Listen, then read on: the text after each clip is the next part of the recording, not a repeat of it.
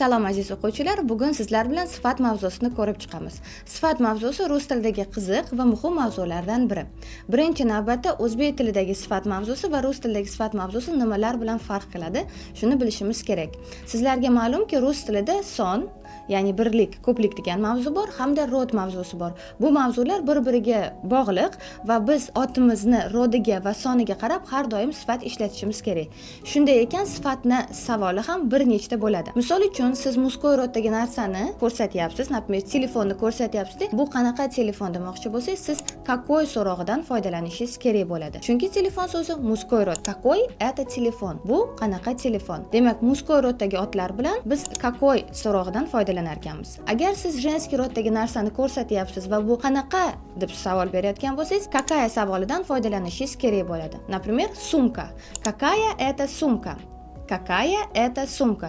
Sumka so'zi женский rodda, savol ham женский rodda.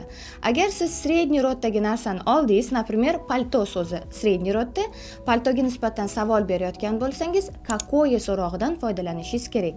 Какое это palto? Agar narsalar ko'p bo'ladigan bo'lsa, ya'ni ot ko'plikda bo'ladigan bo'lsa, какие so'rog'idan foydalanishimiz kerak bo'ladi. Например, какие карандаши? Qanaqa qalamlar? Qaysi qalamlar? Keling, bilimlarimizni yana bir marta takrorlab olamiz. Demak, biz otni ko'rsatib savol berayotganimizda, qanaqa deb savol berayotganimizda har doim ot haqida ma'lumotga ega bo'lishimiz kerak. Agar otimiz muzko'y rodda bo'lsa, какой, otimiz женский rodda bo'lsa, какая, otimiz средний rodda bo'lsa, какое va otimiz ko'plikda bo'lsa, какие so'roqlardan foydalanishimiz kerak bo'ladi. To'g'ri savol berishni o'rganganimizdan keyin otimizga moslab bu savollarga javob berishimiz, ya'ni sifat bilan otni ishlatishimiz mumkin bo'ladi. Bu yerda ham bizani bitta sifatimiz har xil qo'shimchaga ega bo'ladi. Например, новый, yangi degani, agar siz новый so'zini muzko'y rodda ishlatayotgan bo'lsangiz, новый shaklidan foydalanasiz. Agar sizni otingiz женский rodda bo'lsa, siz новая deyishingiz kerak bo'ladi. Agar ot средний rodda bo'ladigan bo'lsa, новые, ko'plikda bo'ladigan bo'lsa, новые bo'ladi. Например, новый дом, yangi uy. Новая сумка, yangi sumka, chunki sumka so'zi женский rodda.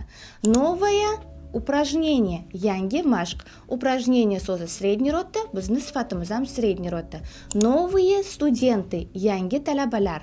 Talabalar ko'plikda, shuning uchun sifatimiz ham ko'plikda. Keling, endi mashq qilamiz. Bitta otni tanlaymiz, otga nisbatan savol beramiz va savolga bir nechta variantda javob berib ko'ramiz. Kniga so'zini olamiz.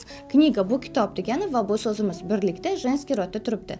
Savol beradigan bo'lsak, какая so'rog'idan foydalanishimiz kerak bo'ladi. Какая книга?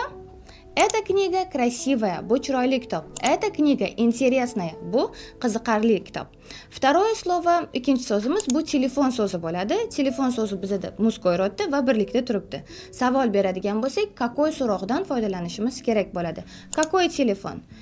Telefon современный, zamonaviy. Telefon дорогой или дорогой телефон, qimmat telefon. E'tibor berayotgan bo'lsangiz, savol ham, sifat ham har doim ot bilan moslashyapti. Keyingi so'zimiz давайте это будет слово письмо. Maktub so'zi bo'ladi va bu so'z bizda средний rodda. Письмо so'zi средний rodda birlikda. Какое deb savol beramiz. Какое это письмо? Bu qanaqa maktub? Это новое письмо. Bu yangi maktub. Или это важное письмо. Bu muhim maktub. Bu yerda ham biz какое средний rodda savol berdik и javobda ham средний roddagi sifatlardan foydalandik. Endi esa ko'plikda misollar ko'rib chiqamiz. Дети, bu bolalar degani, demak biz savolimizni ko'plikda berishimiz kerak ekan. Какие дети? Qanaqa bolalar? Какие дети? Умные дети, aqlli bolalar. Какие дети? Веселые дети, quvnoq bolalar. Agar bizni otimiz ko'plikda bo'ladigan bo'lsa, bizning savolimiz ham va javobda ishlatayotgan sifatlarimiz ham ko'plikda bo'lishi kerak ekan. Aziz o'quvchilar, endi sizni bilimingizni tekshirish uchun test sinovi bo'lib o'tadi. Otga e'tibor bilan qarang, otni rodiga qarab, otga mos keladigan sifatni tanlang. Hammaga omad.